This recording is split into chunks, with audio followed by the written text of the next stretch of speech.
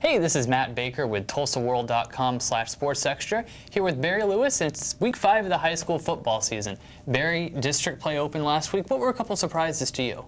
I was stunned by Owasso's win over Bartlesville, a big victory for the Rams, who may be one of the most underrated teams in 6A. You look at their losses, they're to Broken Arrow and Jenks, and they've come up with 2 big wins over Muskogee and Bartlesville.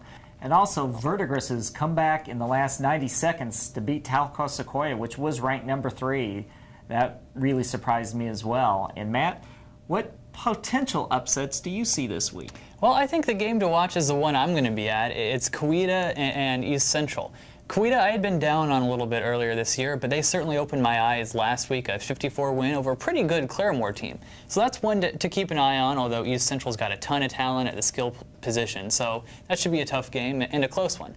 I'm also keeping an eye on the Nowata-Sperry game. Sperry's number 6 in 3A. They've got some great tailbacks and BJ Driver and Aaron Beats, but Nowata's got one of the best players in the state, lineman Austin Beck, who's committed to Arkansas.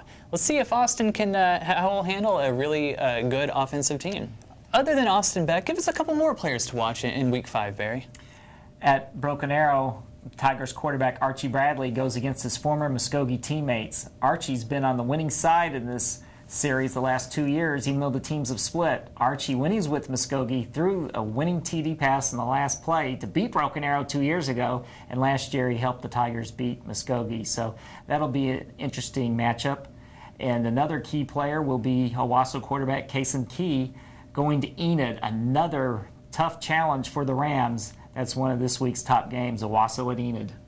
And a couple underrated games, I think, is Bixby-Stillwater. Both teams 1 and 3, off to slow starts, but they've certainly got a lot of firepower. Jeremy Littell at Stillwater is one of the state's leading passers, passed for something like 1,300 yards. TJ Eckert at Bixby is much improved from last year. They've got a couple of playmakers there in Austin White and Michael Nelson. And one more under-the-radar game, it's Verdigris and Inola. Inola is really high off of that big win over Claremore Sequoyah last week. It's the first time they've beaten those guys in something like 20 years.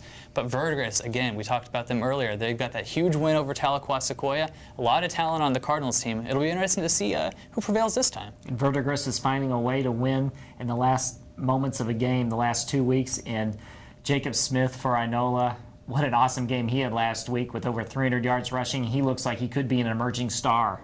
We'll see if he can have another 4-touchdown night against the Cardinals this week. Well, that's all for now. We'll see you right here next time at TulsaWorld.com/SportsExtra.